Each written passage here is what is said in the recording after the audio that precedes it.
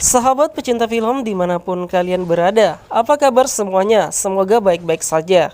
Kembali lagi di channel Infinite Movie. Pada video alur cerita film kali ini saya akan kembali merangkum sebuah film yang berjudul The Witch Part 1 The Subversion. Film ini berfokus pada seorang gadis kecil bernama Jayon yang berusaha melarikan diri dari sebuah organisasi yang membentuk senjata manusia yang memberikan efek samping bagi penggunanya. Akankah Jayon bisa menemukan penawar dan bertahan hidup?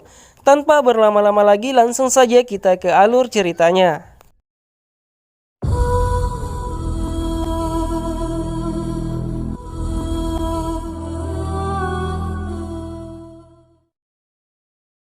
Pada awal film diperlihatkan eksperimen yang dilakukan kepada anak-anak dengan tujuan menjadikan anak-anak tersebut sebagai senjata pembunuh. Lalu kemudian kita akan diperlihatkan pada tempat eksperimen tersebut mengalami kekacauan, hingga pengejaran untuk menangkap anak-anak yang berusaha untuk kabur dari tempat eksperimen tersebut. Aksi pengejaran itu dipimpin oleh Mr. Choi, yang mana ia hanya berhasil membawa kembali satu anak laki-laki. Sedangkan masih ada satu anak perempuan yang berhasil kabur. Dokter Baek sebagai pemimpin laboratorium menganggap gadis yang kabur tidak akan bisa bertahan lama dan akan mati. Pada adegan lain, Pak Go sebagai seorang peternak tanpa sengaja menemukan gadis cilik yang pingsan di ladang pertaniannya. Hingga seorang dokter dipanggil untuk memberikan perawatan.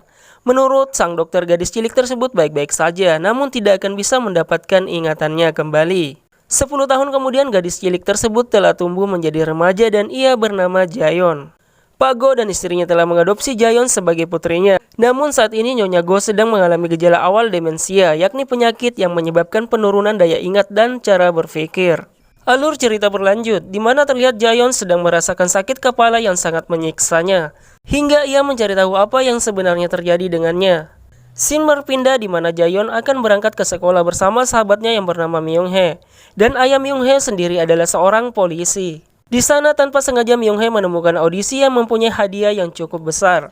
Dan ia pun berusaha untuk membujuk Jayon untuk mengikuti audisi tersebut. Hingga akhirnya Jayon pun mengikuti audisi tersebut dan tanpa diduga Jayon lolos ke babak berikutnya dengan nilai terbaik. Berita itu pun membuat ibu dan ayah Jayon sangat bangga. Akan tetapi di dalam audisi tersebut Jayon sempat menunjukkan kemampuannya melayangkan mikrofon. Orang tua Jayon merasa bahwa hal itu tak seharusnya dilakukan di dalam acara televisi. Sang ibu sangat takut terjadi apa-apa dengan putrinya itu. Di sana Jayon berjanji akan berhenti setelah berhasil mendapatkan hadiahnya. Keesokan harinya Jayon dan Myung Hae bergegas naik kereta sepulang dari sekolah. Mereka akan ke Seoul untuk mengikuti audisi babak berikutnya. Dalam perjalanan mereka bertemu dengan pria misterius yang mengaku mengenal Jayon. Ia bernama Nobleman. Karena Jayon tak mengenalnya, Nobleman mencoba membuktikan dengan melakukan sesuatu kepada Jayon. Setelah yakin kalau Jayon adalah orang yang ia cari, Nobleman pun segera pergi dari sana demi menghindari keributan. Adegan film berlanjut di mana Jayon kembali melakukan penampilan. Acara itu disiarkan langsung melalui televisi nasional. Pada adegan lain, Dr. Baek dan Mr. Choi sedang melihat penampilan Jayon. Di sana Dr. Baek sangat senang melihat Jayon masih bisa bertahan hidup sampai saat ini. Berkat penampilannya yang sempurna membuat Jayon lolos ke perempat final dan kini ia menjadi populer. Setelah penampilannya, Jayon kembali mengalami sakit kepala yang hebat, bahkan sampai membuatnya mimisan. Dan sebelumnya dokter telah mengatakan bahwa Jayon harus segera melakukan transplantasi sumsum tulang orang tua kandungnya. Waktu Jayon hanya tinggal 1-2 bulan. Sepulang dari tempat audisi, mereka sempat bertemu segerombolan orang tak dikenal dengan modus bekerja di sebuah stasiun televisi. Di sana Jayon dipaksa ikut dengan mereka. Namun untungnya Jayon dan Myung Hae bisa segera pergi dengan menaiki sebuah taksi. Scene film berpindah di mana Jayon yang sedang menunggu bus, ia kembali bertemu dengan Nobleman. Ia menyuruh Jayon agar segera pulang ke rumah dengan sedikit mengancam keselamatan orang tuanya. Dengan perasaan khawatir, Jayon pun segera mencari kendaraan untuk pulang. Dan ia menyuruh Myung Hae untuk menelpon ayahnya agar segera pergi ke rumah orang tua Jayon. Scene film berpindah di mana Nobleman bersama teman-temannya sudah tiba di kediaman Pak Go. Mereka hendak menyelesaikan tugasnya lalu pergi, akan tetapi tiba-tiba ayah Myung Hae datang dan memeriksa mereka. Lalu kemudian Jayon dan Myung Hae tiba dan bergegas untuk segera masuk ke dalam rumahnya. Ternyata di sana semua baik-baik saja. Ayah Myung Hae juga berada di sana. Sebelum pulang, ayah Myung Hae mengatakan bahwa Nobleman dan teman-temannya adalah orang Amerika. Mereka tidak ada yang aneh, namun mencurigakan. Pada adegan lain, Nobleman dan teman-temannya telah membunuh profesor yang tak mau diajak untuk bekerja sama. Dan setelah membunuh semua orang yang ada di sana, tempat itu pun juga dibakar oleh mereka. Di tempat lain, Dokter Baik sedang melakukan pertemuan dengan Mr. Choi. Di sana, Dokter Baik meminta agar Mr. Choi kembali ke markas. Untuk masalah Jaehyun, ia akan mengurusnya sendiri. Singkat cerita, di mana Mr. Choi telah mendapat perintah dari atasannya untuk membunuh Jaehyun yang kemungkinan bisa membahayakan markas. Mr. Choi diminta untuk membawa kepala Jaehyun ke markas sebagai bukti kerja keras mereka selama ini. Scene film berpindah di mana Jaehyun dan keluarganya sedang makan malam bersama. Di sana juga ada Myung-hae yang merasa heboh membuat grup penggemar Jaehyun. Suasana di meja makan tiba-tiba hening saat ibu Jaehyun tiba-tiba tak lagi mengenali Jaehyun yang sedang berada di depannya. Di mana penyakit yang diderita oleh ibunya sudah semakin parah. Meskipun Jaehyun berusaha mengingatkan ibunya, akan tetapi tetap saja ibunya tak mengenali Jaehyun. Pada malam harinya, Jaehyun kembali harus merasakan sakit kepala yang membuatnya tak bisa tidur. Saat itu Myung-hae yang menginap di sana terbangun dari tidurnya untuk ke kamar kecil. Lalu kemudian beberapa orang telah berhasil masuk ke dalam rumah Jaehyun. Jaehyun yang merasakan hal itu kemudian ia bergegas memeriksanya. Namun sialnya ia dihadang di depan pintu dengan sebuah senjata api. Saat itu Myung-hae juga berhasil mereka tangkap. Mereka ternyata adalah orang-orang yang ikut mengurus eksperimen saat Jaehyun masih kecil. Dan salah satu dari mereka mengalami luka permanen akibat ulah Jaehyun saat kejadian itu. Di sana Jaehyun mencoba meyakinkan mereka bahwa mereka salah orang. Hingga akhirnya Jaehyun pun diminta untuk membuktikan bahwa memang bukan ia orang yang dicari. Lalu kemudian pisau mulai menggores leher Myung-hae. Jaehyun yang tidak terima dengan hal itu akhirnya menghabisi mereka semua tanpa ampun.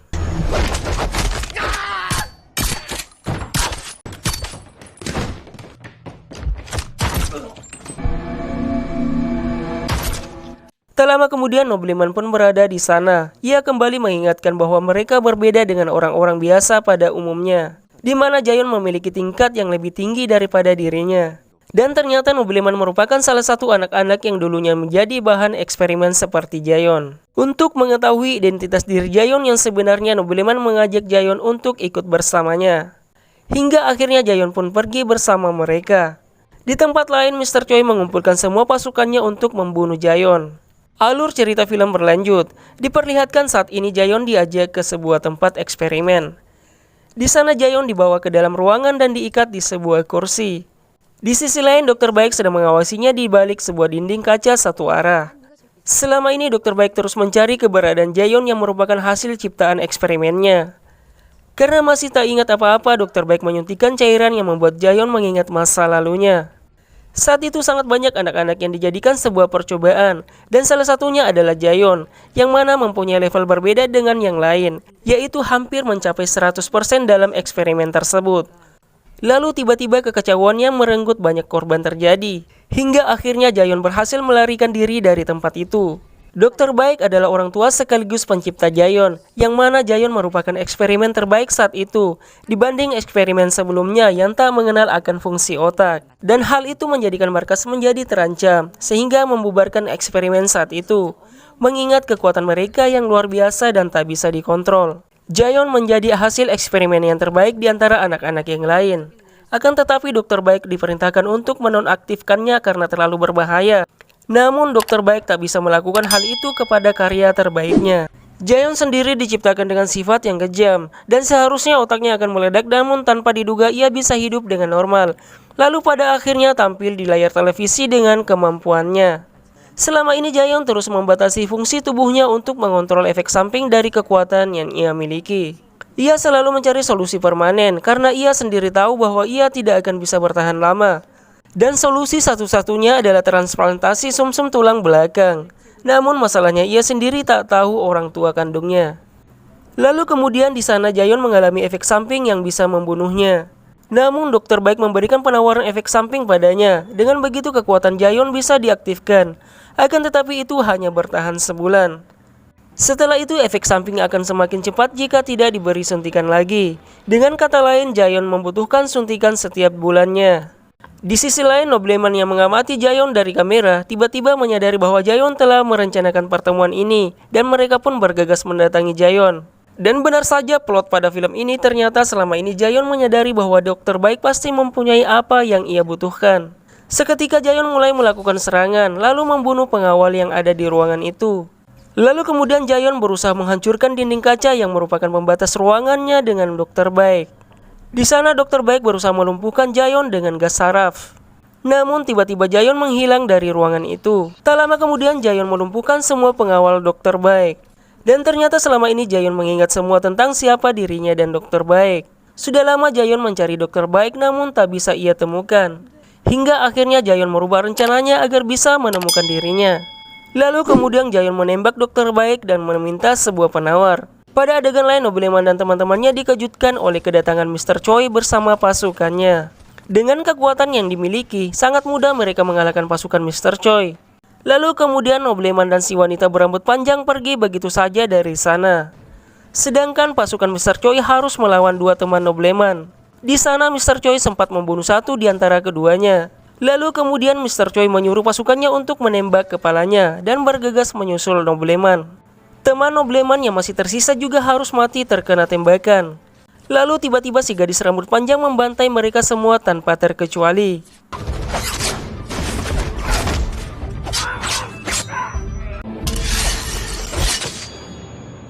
Scene film berpindah di mana Jayon sedang membawa Dokter Baik bersamanya. Namun tiba-tiba Nobleman datang menyerang Jayon. Hingga akhirnya pertarungan antara keduanya pun terjadi. Akan tetapi Nobleman bukanlah tandingan Jayon. Di sana Nobleman terus mencoba melawan namun ia tak bisa melawan kekuatan yang Jayon miliki. Lalu kemudian Mr. Choi berada di sana. Si gadis berambut panjang yang ingin menghabisi Dokter Baik seketika terkena tembakan dari Mr. Choi. Namun tanpa diduga Mr. Choi pun juga menembak dan tak berniat menyelamatkan Dokter Baik. Lalu kemudian si gadis berambut panjang mencoba melawan Mr. Choi, namun ia pun harus terlempar. Dan tiba-tiba Jayon sudah berada di belakang Mr. Choi. Dengan mudah Jayon mengalahkan dan menghabisi Mr. Choi. Alur cerita film berlanjut, di mana Nobleman yang mempunyai serum penawar yang dibutuhkan oleh Jayon. Di sana Nobleman akan memberitahukan tempat pembuatannya jika Jayon berhasil mengalahkannya. Lalu kemudian dari belakang si gadis berambut panjang mencoba menyerang Jayon. Namun perbandingan kekuatan yang jauh, Jayon pun membunuhnya dengan sangat mudah. Dan tiba-tiba Nobleman berada di belakang Jayon dengan sebuah senjata api. Dengan kekuatannya Jayon membuat Nobleman tak mampu bergerak dan ia pun langsung dilumpuhkan. Pada akhirnya Jayon pun membunuh Nobleman. Lalu kemudian Jayon mengambil semua serum penawar yang ada di sana. Di sana ia sempat membocorkan semua pipa gas di tempat itu lalu membakarnya. Kemudian diperlihatkan Jayon yang berniat kembali ke rumah untuk hidup normal bersama orang yang ia cintai. Akan tetapi itu adalah hal yang mustahil baginya. Setelah itu Jayon ke rumah sakit untuk menemui ayahnya dan saat itu ibunya sedang dirawat. Di sana Jayon memberikan sebagian serum penawar miliknya untuk sang ibu dan berjanji akan kembali apapun yang terjadi. Lalu kemudian ayahnya menceritakan saat sapi dan anjing yang mati karena ulahnya dan sempat terbenak di hati Pak Go untuk mengusirnya. Akan tetapi sang ibu merasa Jayon akan menjadi anak yang baik jika dibesarkan dengan kasih sayang. Hingga akhirnya sang ayah pun menyuruh Jayon pergi dan berhati-hati. Sebelum pergi Jayon sempat berpamitan dengan sahabatnya. Myung-hye berharap Jayon segera kembali. 3 bulan kemudian di mana Jayon berhasil menemukan keberadaan saudari kembar Dokter Baik, yaitu dengan tujuan meminta serum penawar yang permanen. Lalu kemudian saudari kembar Dokter Baik tiba-tiba mengatakan, "Jangan lakukan itu, ibu baik-baik saja." Yang ternyata kalimat itu ditujukan kepada wanita muda yang berada di samping Jayon. Lalu kemudian Jayon mengatakan agar tidak menyentuhnya atau Jayon akan memenggal kepalanya. Nah, siapakah sosok wanita tersebut? Apakah ia juga merupakan hasil eksperimen yang dibuat saudari kembar Dokter Baik? Dari sini kita bisa menyimpulkan pada adegan akhir film ini, yaitu kita akan dibuat lebih penasaran dengan kelanjutan dari film The Witch Part 1 ini. Dengan kata lain, akan ada lanjutan part selanjutnya dari film ini. Dan alur cerita film pun selesai. Terima kasih buat semua sahabat pecinta film sudah menonton video ini sampai selesai. Dan sampai ketemu lagi di video alur cerita film selanjutnya. Kalau kalian suka dengan channel ini, jangan lupa untuk tekan tombol subscribe, like, komen, dan serta share sebanyak-banyaknya. Serta jangan lupa untuk tekan tanda lonceng agar kalian tidak ketinggalan dengan alur cerita film dari channel kami. See you next time and bye-bye.